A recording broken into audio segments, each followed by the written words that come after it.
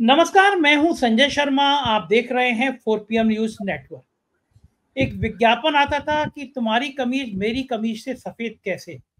आप सबने वो विज्ञापन देखा होगा। आजकल ये विज्ञापन को थोड़ा सा कन्वर्ट कर दीजिए, चेंज कर दीजिए। तुम्हारे राज्य का रेप रेप और मेरे राज्य का रेप छेड़खानी। कुछ इस स्टाइल में बलात्कार जैसी जघन्य घटनाओं की राजनीति हो रही है। जिस भारत में रोज दर्जनों की संख्या में बलात्कार हो रहे हैं, वहां भी राजनीति हो। गोदी मीडिया ने बंगाल सरकार की सुपारी उठा रखी है। बंगाल में एक दर्दनाक रेप हुआ डॉक्टर का, उसकी हत्या हो गई। पूरे देश को उस डॉक्टर के साथ खड़ा होना चाहिए। लेकिन जो भक्तों की टोली कलकत्ता के रेप कांड पर ढपली लेके निकली है, उसको क्या मणिपुर याद नहीं आना चाहिए? ये सारी बातें मैं इसलिए कर रहा हूँ, इस पर चर्चा भी इसलिए कर रहा हूँ कि आज भारतीय जनता पार्टी के एक नेता का मेरे पास फोन आया।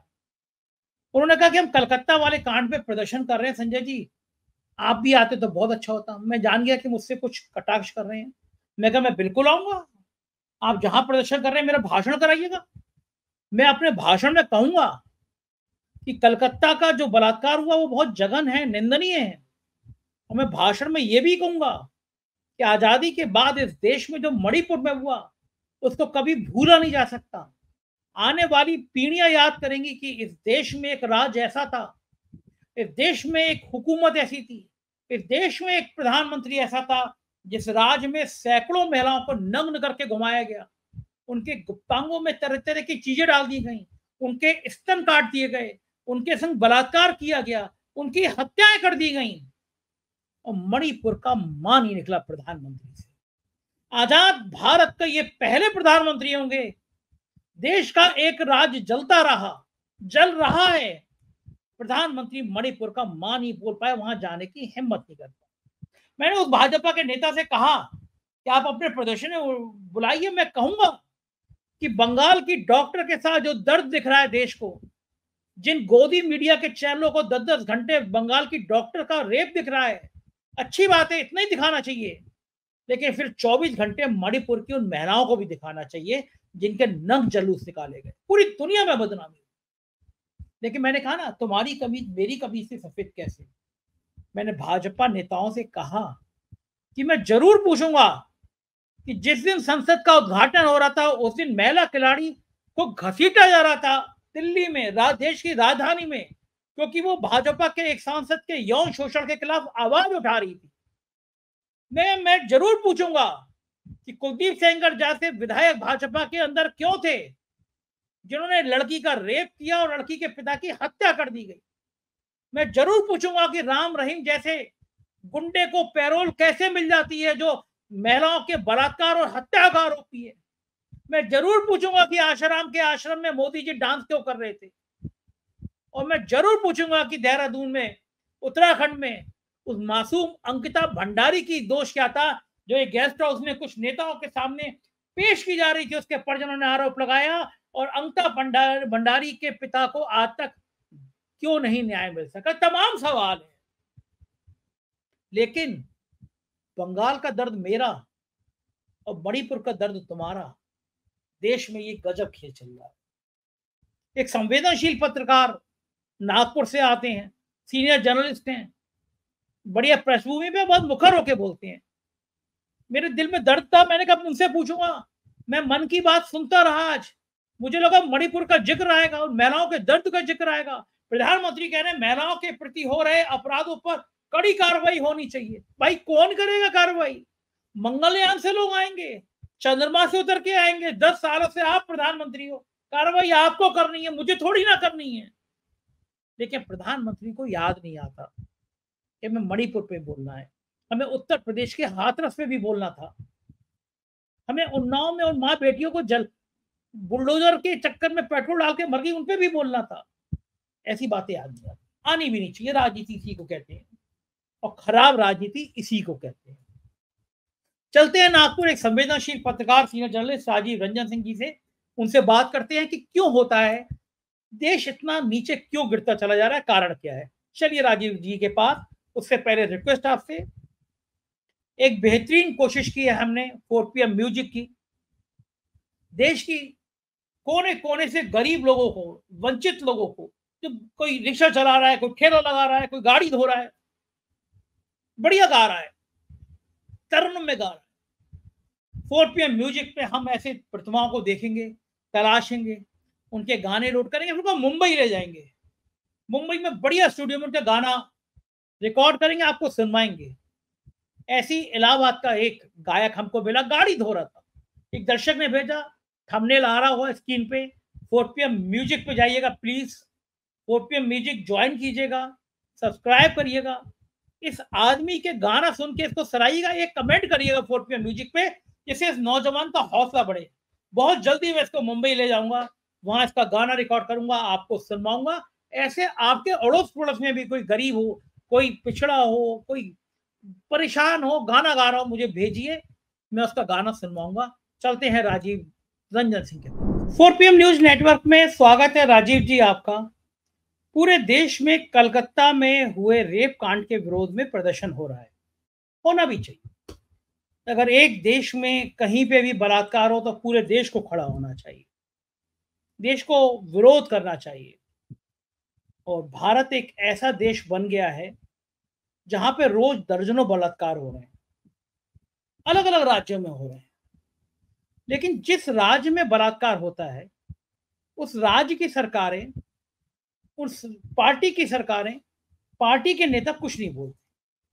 दूसरे राज्य का बलात्कार बलात्कार, हमारे राज्य का बलात्कार कुछ नहीं। ताजा घटना मैं आपको बता रहा हूं, महाराष्ट्र में 4 साल की बच्चियों के साथ बलात्कार होता है, निर्मम तरीके से रेप किया जाता है। छोटी बच्ची, 4 साल की बच्ची है, देवी कहते हैं, नवरात्रि में हम लोग पैर छूते हैं। बदलापुर की घटना, भारतीय जनता पार्टी को सांप सूंघ जाता है, प्रधानमंत्री मुंह से आवाज नहीं निकलती। कलकत्ता की घटनाओं पर देश भर में प्रदर्शन हो रहा है।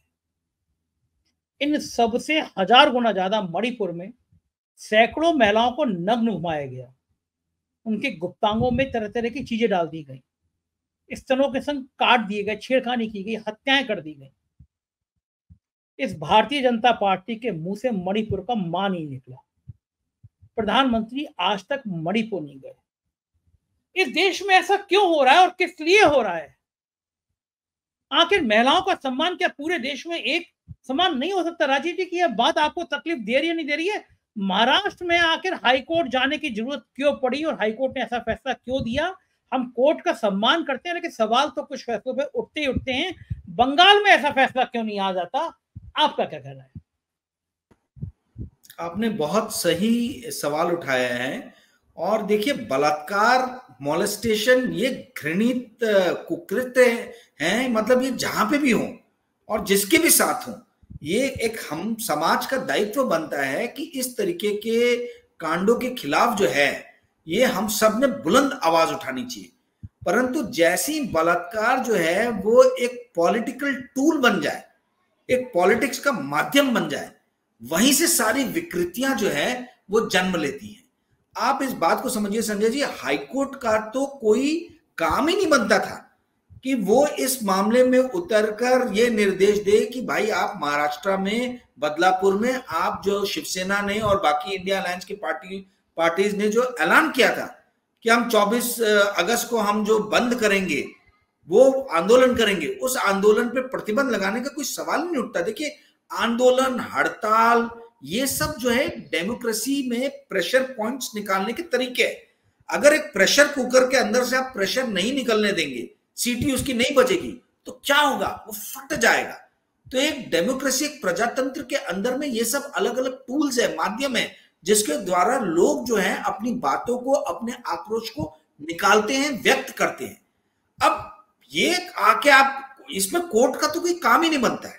कोर्ट का काम यह है कि यदि कोई आगजनी हो, कोई लॉ एंड ऑर्डर का सिचुएशन उत्पन्न हो, कहीं इस तरीके की घटना हो जो दूसरे लोगों के जीवन में इंटरफेयर करता हो, उनको परेशान करता हो, तो आप आए। परंतु यहां तो कोई सवाल नहीं, आपने तो आंदोलन होने ही नहीं दिया। और वहीं आपने सही बोला कि बंगाल के अंदर में दिन रात जो है लोग जो है निकले हुए हैं, ठीक है, यहां तक कि चीफ मिनिस्टर भी आंदोलन कर रही है। तो वहां किसी तरीके का कोई प्रतिबंध नहीं हुआ। महाराष्ट्र में क्यों नहीं किसी ने कहा कि Devendra Fadnavis go back, Devendra Fadnavis resignation दो, देवेंद्र फडणवीस आप गृह मंत्री हो, या आपकी जिम्मेदारी, आपके नाक के नीचे इस तरीके की हरकतें क्यों रही है?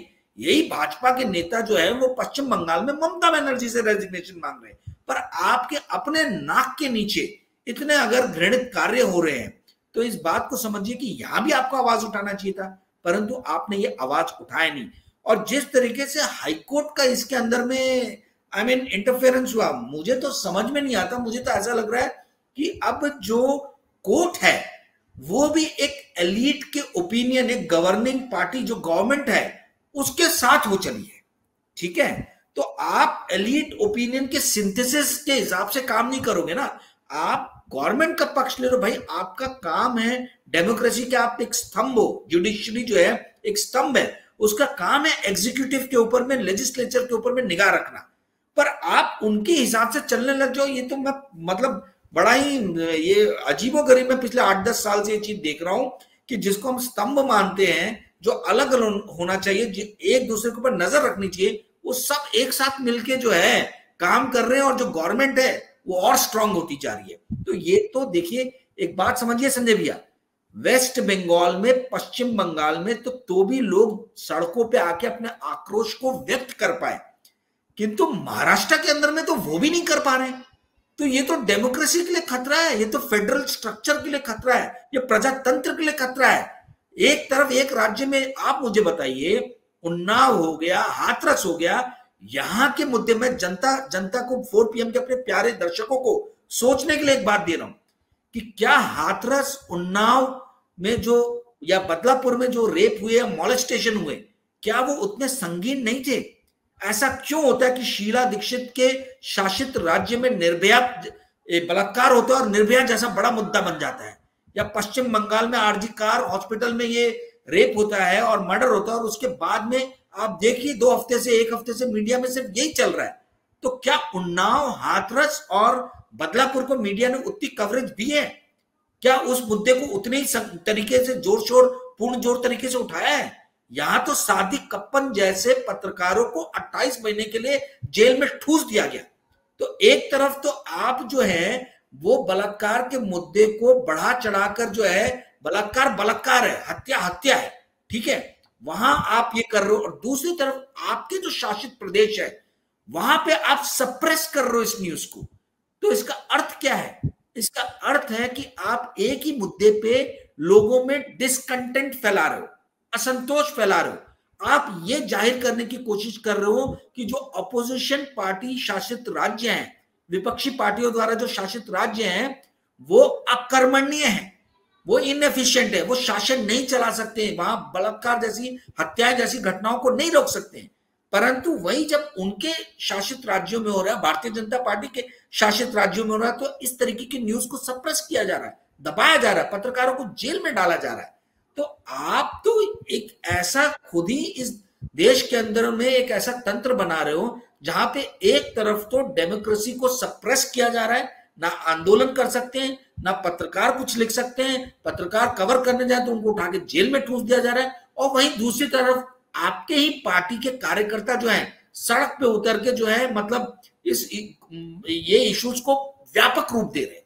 तो ये सोचने की जरूरत है, ये 4 PM के भी दर्शकों को सोचने की जरूरत है कि ऐसा क्यों है कि हाथरस, उन्नाव और बदलापुर में वो मीडिया कवरेज नहीं दे रही है, वो कोर्ट का इंटरफेरेंस नहीं है जो हमको निर्भया में देखने को मिला, या जो हमको आरजी कार में देखने को मिला। हर तरफ बहुत ही ज्यादा घृणित कृत्य हुए हैं, और इस घृणित कृत्य को जो है ये कोई भी सभ्य इंसान इस चीज को टॉलरेट नहीं करेगा। तो कुल मिला के मेरा कहना यह है कि बलात्कार जैसे सेंसिटिव मुद्दों को पॉलिटिकल टूल के रूप में नहीं इस्तेमाल करना चाहिए। जी संजय जी, बिल्कुल ठीक कह रहे हैं आप राजीव जी, और मैं देख रहा हूँ आज तक और एबीपी, खासतौर से इन 2 चैनलों का जिक्र करूंगा, उसमें भी आज तक पे ज्यादा पूरा दिन में 10-10 घंटे केवल और केवल कलकत्ता बलात्कार कांड।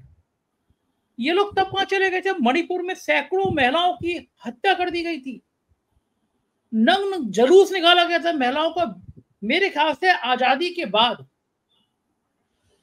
भारत की आजादी के बाद महिलाओं का के प्रति इतना बीभत्स कांड कभी नहीं हुआ होगा। तब वहां के गवर्नर ने नहीं कहा कि मुख्यमंत्री को अपना नैतिक अधिकार खो चुके हैं, मुख्यमंत्री को ये करना चाहिए, मुख्यमंत्री को वो करना चाहिए। प्रधानमंत्री ने नहीं कहा। ये गोदी मीडिया के चैनल जो दिन दिन भर 8-8 घंटे दिखा रहे हैं, इन्होंने नहीं कहा।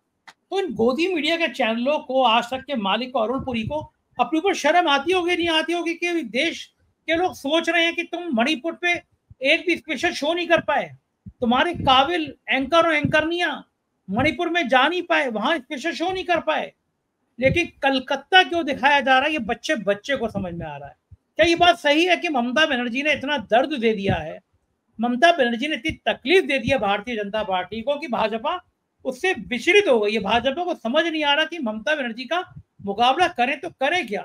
ममता के रूप में ऐसा ब्रह्मास्त्र आ गया है विपक्ष के हाथों में कि काबू नहीं कर पा रहा। तो एक घटना को लेकर ममता को इतना बदनाम कर दो। कुछ लोग तो कह रहे थे कि राष्ट्रपति शासन लगा दो वहां पे, तो राष्ट्रपति शासन महाराष्ट्र में नहीं लगेगा, मणिपुर में अभी तक नहीं लगा, प्रधानमंत्री गए नहीं।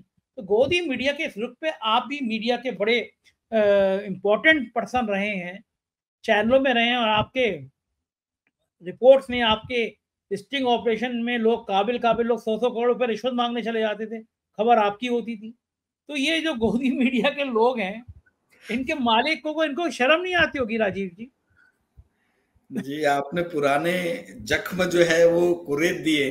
100 करोड़ मांग के आज भी वो लोग जो है मतलब बड़े शिखर पे बैठे हुए हैं। पत्रकारिता का ये आलम हो गया है। खैर, तो कहने का सब कुछ ब्लैक एंड व्हाइट है, सब ब्लैक एंड व्हाइट है। अब सब ब्लैक एंड व्हाइट है।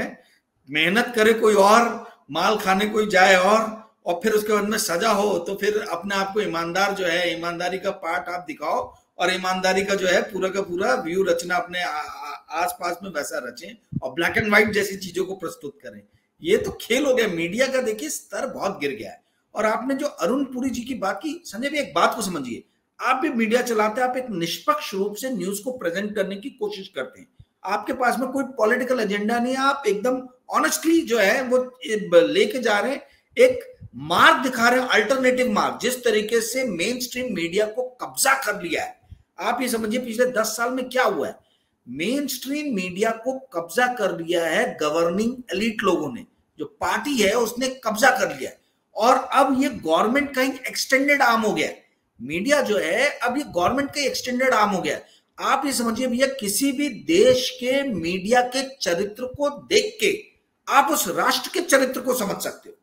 जिस देश के मीडिया ने हथियार डाल दिया है और जो दिन भर चमचागिरी और लल्लो चप्पो में लग गया है, आप उस राष्ट्र के लोगों के चरित्र के बारे में उससे आप बहुत कुछ समझ सकते हैं और सीख सकते हैं। ठीक है, मेरा कहना यह है कि देखिए, अब जो टीवी डिबेट्स होते हैं या जो आपने बताया कि 2-3 चैनल या जितने भी चैनल जिन पे पूरे पूरे दिन चल रहा है कलकत्ता कलकत्ता, इसका कारण ये है, बहुत ध्यान से सुनिएगा मेरे 4 PM के प्यारे दर्शकों, टीवी मीडिया या जो भी मीडिया है, इनके लिए आज की डेट में जो न्यूज है, जो कंटेंट है, वो एक प्रोडक्ट है। वो एक प्रोडक्ट है, वो आपको बेच रहे हैं उस प्रोडक्ट को, और उस प्रोडक्ट में वो ऐसा प्रोडक्ट बना रहे हैं कि आप हमेशा इमोशनली डिस्ट्रेस वाली सिचुएशन में रहे। आप रात में भी सोने के पहले दांत किटकिटाए, गुस्से में रहें और उस बारे में सोचते रहें। जितना आप उसके बारे में सोचोगे, जितना आप इमोशनली एंशियस रहोगे, जितना आप डिस्ट्रेस स्टेट में रहोगे, उतना ज्यादा इनके प्रोडक्ट के लिए फायदा है, उतना ज्यादा इनका प्रोडक्ट बिकेगा। ये किसी भी तरीके से आपको एक कूल और काम स्टेट ऑफ माइंड में नहीं आने देंगे। 10-10, 12-12 घंटे बलात्कार की न्यूज चलाने का मकसद ये है कि हर घर में बच्चियां हैं, हम सबकी बेटियां हैं, हम सबकी बहनें, हम उसको देख के इमोशनली एक ट्रॉमा में चले जाए, डिस्ट्रेस में चले जाए, एक इनसिक्योरिटी की भावना आ जाए और हम इस चीज को सोचते रहें। हम देखिए, जिन चीजों पे तो आपका काबू है आप उसके लिए काम कर सकते हो, पर जिस चीज पे आपका काबू नहीं है, लॉ एंड ऑर्डर आप नहीं बना सकते हो। परंतु 10 घंटे 12 घंटे अगर वही चलता रहा और सरकार जो है उसमें दिख रहा है कि हर राज्य में जो है ये विकृति फैल रही है। ये कोई ऐसा नहीं है कि सिर्फ भाजपा शासित राज्य में हो रही है, कि कांग्रेस शासित राज्य में हो रही है, कि तृणमूल शासित राज्य में हो रही है। हर राज्य में ये विकृत मानसिकता फैल रही है। हर जगह पे जो है दुष्ट किस्म के पुरुष जो है आपको मिलेंगे जो इस विकृत मानसिकता से ग्रसित हैं और इस तरीके की घटिया और कुकृत्यों को अंजाम देते हैं, किंतु इसमें से चेरी पिकिंग की जा रही है, पिक एंड चूज किया जा रहा है। ऐसे स्टेट के बलात्कारों को उठाया जा रहा है जहां पे अपोजिशन पार्टी है, और भारतीय जनता पार्टी इतना गिर गई है कि वो बलात्कार जैसे मुद्दे को भी वो एक पॉलिटिकल टूल के रूप में यूज कर रही है। ये जनता को समझना जरूरी है। और इसमें मीडिया जो है, मीडिया बहुत बड़ा रोल प्ले कर रहा है। मीडिया को तभी तक लोग मानते हैं जब तक कि मीडिया हेट और डिवीजन ये एज ए प्रोडक्ट ना आपको बेच पाए। नफरत और विभाजन, ये दोनों चीज पे पूरी की पूरी ये गोदी मीडिया की नींव है। जब तक ये नफरत और विभाजन को परोसते रहेंगे, इनको मालूम है इनका प्रोडक्ट चलता रहेगा, बिकता रहेगा। ये आपको इमोशनली डिस्टॉर्ट सिचुएशन में लाके जो है आपको रात भर जगा के रखना चाहते हैं, ठीक है। इसीलिए पहले इस्लामोफोबिया है, एक मुसलमान धर्म के प्रति एक जो है प्रपंच रचा गया, ऐसा बताया गया, लव जिहाद, और कितने तरीके के सुधीर चौधरी और इस टाइप के जो एंकर हैं, इन लोगों ने कितने, वो एक नफरती चिंटू हैं, क्या मैं उनका नाम, अमन चोपड़ा, ये लोग कितने अलग अलग तरीके के ये लोग लव जिहाद की कैटेगरी और टाइप्स लेके आए, क्योंकि इनको जो है एक रावण दिखाना है। जब तक रावण नहीं रहेगा, राम नहीं रहेगा। तो ये इस तरीके का जो है वो आपको अब मसाला डिवीजन और हेट्रेड का पिछले 8-10 साल से परोस रहे हैं, और अपने मालिक अंबानी के लिए पैसे कमा रहे हैं, अपने मालिकों के लिए, अरुण पुरी जी के लिए पैसे कमा रहे हैं। पहले तो इनके पास में दुश्मन थे पाकिस्तान, आईसिस, अलकायदा, कभी कभी चाइना। अब पाकिस्तान खुद ही डोल ड्रम्स में परेशान है, आईसिस और अलकायदा खत्म हो गया, चाइना को आंखें दिखाने की हिम्मत नहीं रही है। तो भाई अब कहां से दुश्मन लाए? तो ये दुश्मन आपके पास से लेके आए। इन्होंने भाई भाई को दुश्मन बना दिया। आपके देश के अंदर में ही इन्होंने दुश्मन खड़े कर दिए। इन्होंने भाजपा बनाम विपक्षी पार्टियां खड़ी कर दी हैं, इन्होंने हिंदू बनाम मुस्लिम लोग को खड़ा कर दिया है, इन्होंने उत्तर के राज्य बनाम दक्षिण के राज्य बना दिए। तो ये हर तरफ, मणिपुर में कुकी बनाम दूसरा संप्रदाय हो गया। तो इस तरीके से ये अब देश के अंदर में हेट्रेड और विभाजन, यानी नफरत और विभाजन को परोस रहे हैं। यही इनका कंटेंट है, यही इनका प्रोडक्ट है, और इसी के द्वारा जो है ये अपने मालिकों के लिए पैसा कमा के दे रहे हैं और अपनी उपस्थिति को जो है बना के रखना चाह रहे हैं। जी संजय जी, बिल्कुल ठीक कह रहे हैं राजीव जी की यही हालात हैं देश के। मैं थोड़ा पॉलिटिक्स से अलग हटके आता हूं। प्रधानमंत्री कह रहे हैं कि महिलाओं के प्रति अपराध करने वालों को कड़ा दंड मिलना चाहिए, 100 बार सोचना चाहिए।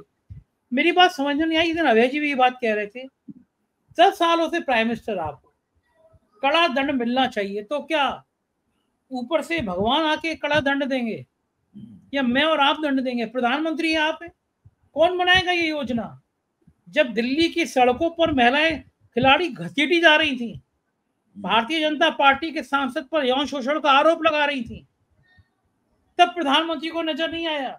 जिस दिन दिल्ली की संसद का उद्घाटन था, ठीक उसी दिन महिला खिलाड़ियों को सड़क पे घसीटा गया, तब प्रधानमंत्री को नहीं लगा कि महिलाओं के सम्मान की बात करनी चाहिए, महिलाओं की गरिमा की बात करनी चाहिए? उन ब्रजभूषण सिंह का बाप ही नहीं निकला प्रधानमंत्री के मुंह से। आज कह रहे हैं कि महिलाओं के प्रति अपराध करने वालों को कड़ी से कड़ी सजा मिलनी चाहिए। तो क्या राजीव, क्या लगता है वो किसकी तरफ? मंगल ग्रह के कुछ लोगों को कह रहे थे, चांद से कुछ लोगों को कह रहे थे, तो एंटीना कहाँ जा रहा था प्रधानमंत्री का?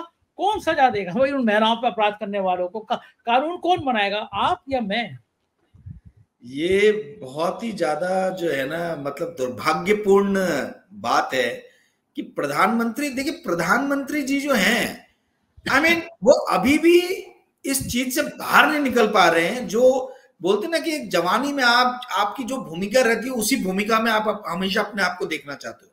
तो ये जो जनसंघ और जब अपोजिशन के टाइम में रहे, वही मेरे ख्याल से कभी कभी उसी स्टेज में चले जाते हैं। बुढ़ापे में अक्सर ऐसा होता है इंसान के साथ में।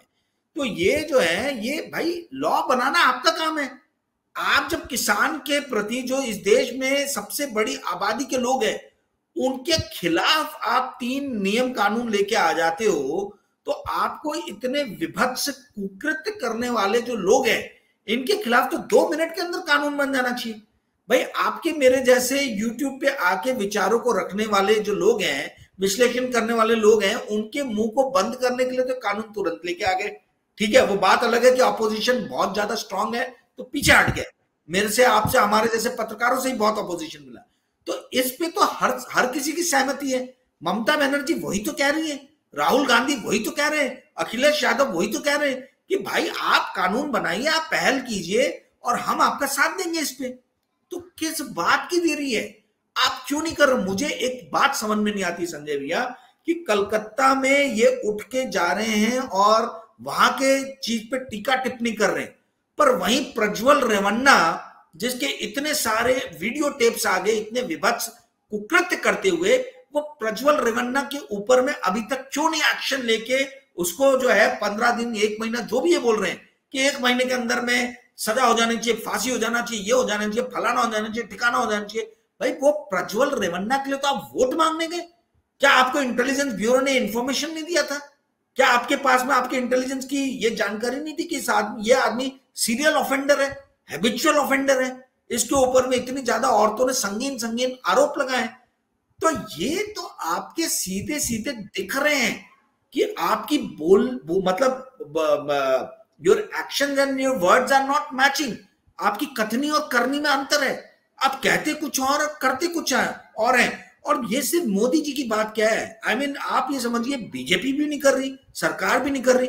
एक चीज इस देश के लोगों को समझने की जरूरत है कि Modi is not BJP, BJP is not government and government is not India. ये हर बार जो ये लॉजिक लेके आते हैं कि भाई किसी ने भी मोदी जी के बारे में या भाजपा के बारे में या सरकार के बारे में किसी भी तरीके की क्रिटिसिज्म की, तो उसको आप एक तरीके से जो है कटघरे में खड़ा कर देते हैं और ये कहते हैं कि ये आदमी देश विरोधी है।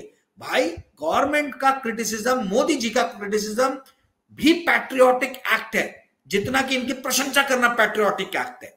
तो आप ये चेरी पिकिंग नहीं कर सकते हो कि कुछ जो है क्रिटिसाइज करे तो आप जो देश विरोधी हो गए और तारीफ करे तो आप देशभक्त हो गए। ये जो हमको खंड खंड में देश के लोगों को जो बांटा जा रहा है, देख यही सबसे ज्यादा पिछले 10 साल की त्रासदी है। संजय भैया 1988 में एक किताब आई थी बहुत अच्छी, मैन्युफैक्चरिंग कंसर्न करके। ये एडवर्ड हरमन और नोआम चोम्स्की की लिखी हुई किताब है। तो ये बहुत माने हुए लिंग्विस्टिक दोनों के दोनों लोग हैं। उस किताब में यही बताया गया था कि कैसे कम्युनिज्म को यूज करके पूरे पूंजीवादी कैपिटलिस्ट वर्ल्ड को एक किया गया है। अभी सेम वही चीज हो रही है, बस मैन्युफैक्चरिंग कंसर्न नहीं हो रहा है, अब मैन्युफैक्चरिंग डिसकंटेंट हो रहा है। यानी कि मैन्युफैक्चरिंग मतलब क्या हुआ, निर्माण, और डिसकंटेंट मतलब क्या हुआ, असहमति। तो असहमति का निर्माण हो रहा है। ये जिस तरीके से असंतोष का निर्माण किया जा रहा है, असहमति का निर्माण किया जा रहा है, इसमें मीडिया बहुत मुख्य भूमिका निभा रही है।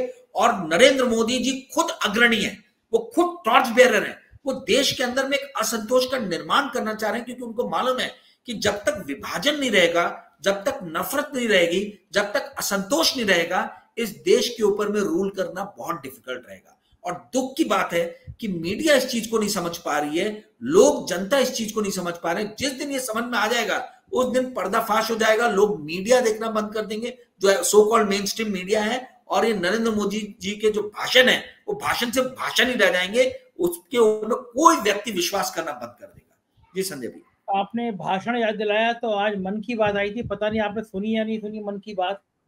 मैं जो हूँ, मैं अपने मित्र का गया पक्के, उनको पहले 2014 में मोदी जी भगवान विष्णु लगाते थे। मैंने उसी समय में कहा तो मन की बात आ रही होगी, बोले रहने दो, हम और आपके मन की बात कर ले। मध्यम वर्गीय परिवार की कमर तोड़ के रख दी है।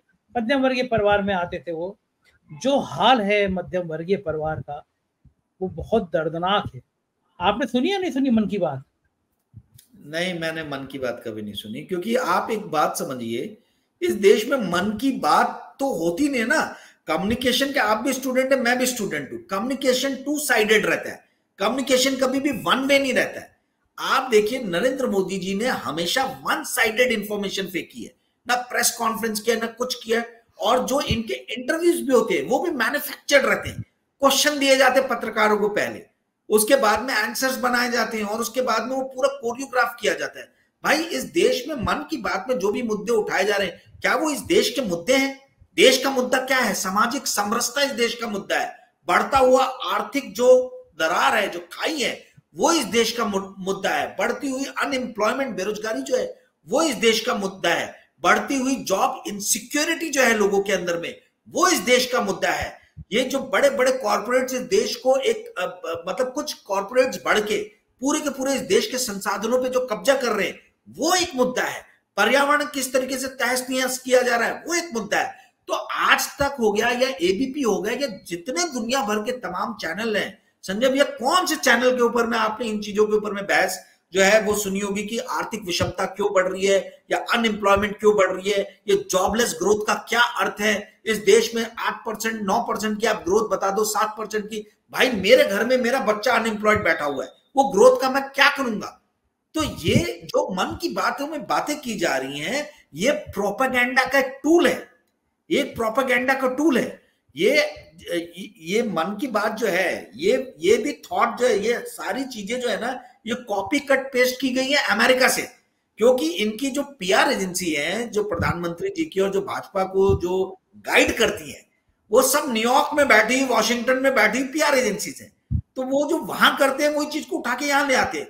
अभी आप देखिए, आज तक या इंडिया टुडे ग्रुप जो है, इतना मतलब क्या बोला जाए, घटिया एक मूड ऑफ द नेशन करके कहलाता है। इसमें एक एक्सेप्टेबिलिटी फैक्टर है। अब आप मुझे बताइए, मुझे तो हंसी आ रही थी, अभय दुबे जी ने बताया कि क्या अभी इसके अंदर में हुआ है, राहुल गांधी का 11% से 22% एक्सेप्टेबिलिटी फैक्टर बढ़ गया।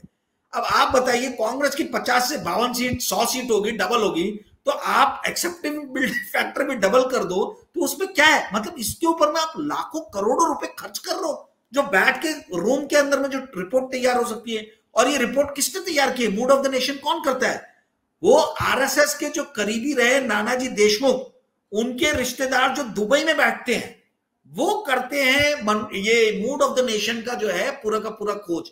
और वो ऐसा खोज करते कि मैं घर में बैठ के वो रिपोर्ट लिख सकता हूं। इसके ऊपर ना आज तक लाखों करोड़ों रुपए आज तक और इंडिया टुडे ग्रुप क्यों खर्च करता है, मुझे समझ में नहीं आ रही है। ये इसलिए करता है क्योंकि ये प्रोपेगेंडा के टूल मुझे लगते हैं। आप बताइए, मोदी जी का ग्राफ गिरा, अरे कोई भी बोलेगा भाई 303 से 240 पे आ गए आप, तो आपका ग्राफ तो गिरना तय है। यहां पे सीट डबल हो गई, तो आपने बता दिया 11% से 22% हो गया। तो इस तरीके की बातों का कोई अर्थ नहीं बनता, पहली चीज। दूसरी चीज जो सबसे इंपॉर्टेंट है वो ये है कि ये जितने भी सर्वे हैं, इन सारे सर्वे के माध्यम में आप देखोगे, केंद्र बिंदु में आप देखोगे, तो वो कहीं ना कहीं से भारतीय जनता पार्टी या नरेंद्र मोदी के प्रोपेगेंडा का आपको एक ना एक वो उसके अंदर में एक पुट नजर आ जाएगा। आप किसी भी उसके अंदर, आज भी राहुल गांधी 22% पे ही है और नरेंद्र मोदी 50% के आसपास में। यह हास्यास्पद है, नरेंद्र मोदी इस देश के कई राज्यों में जा नहीं रहे भय के मारे। राहुल गांधी कोई किसी को साथ नहीं ले रहे, हर जगह घूम रहे, यहां तक कि अखिलेश यादव जो है घूम रहे। आई मीन एक्सेप्टेबिलिटी फैक्टर जैसा आप एक कॉन्सेप्ट लेके आ रहे हो जो अमेरिका में चल सकता है, क्योंकि वहां पूरा देश अंग्रेजी बोलता है, वहां की पूरी जो वहां बहुत ज्यादा विषमताएं नहीं है। यहाँ तो हर 6 कोस पे बोली बदल जाती है, यहाँ खान पान बदल जाती है, यहाँ लोगों के सोचने रहने का तरीका बहुत अलग है। यहाँ पे एक्सेप्टेबिलिटी फैक्टर नाम का जो चीज है, ये डिटरमाइन कर पाना इट्स वेरी वेरी डिफिकल्ट। मैं खुद मैथ्स का स्टूडेंट रहा हूं, मैंने ग्रेजुएशन किया है मैथ्स में। कैलकुलस मतलब आप कितने भी कैलकुलस की टेक्निक लगा लो, it is very difficult to find out acceptability factor in a country which is so diverse. India जैसा जो कंट्री है जहां इतनी सारी अलग अलग चीजें हैं, वहां पे आप किस तरीके से आप मूड ऑफ द नेशन, चलो मूड ऑफ द नेशन तो समझ भी लिया, पर एक्सेप्टेबिलिटी फैक्टर आप फाइंड आउट नहीं कर सकते हो। यानी ये पूरा प्रपंच है, प्रोपेगेंडा है, और प्रोपेगेंडा को करने के लिए उसको बड़े फैंसी नेम दिए जाते हैं, और उसको आपके पास में मीडिया है, माध्यम है, प्लेटफॉर्म है, आप उसको प्रोपेगेंडा को फैलाते हो। यही गेम चल रहा है, तो ये जनता को समझने की जरूरत है। जी संजय जी, देखो सही कह रहे हैं राजीव जी, शुक्रिया। हमने और आपने अपने मन की बात कर ली, अब देखते हैं दर्शकों को ये मन की बात कितनी पसंद आती है। शुक्रिया, आपने समय दिया, थैंक यू। तो ये थे राजीव रंजन जी, और कितने बेखौफ होके ये बात कर रहे थे, कितने बेखौफ होके अपनी बात सुना रहे थे। मुझको यकीन है ये बातचीत आपको पसंद आई होगी। चैनल को ज्वाइन और सब्सक्राइब करना ना भूलें। बहुत बहुत शुक्रिया, थैंक यू।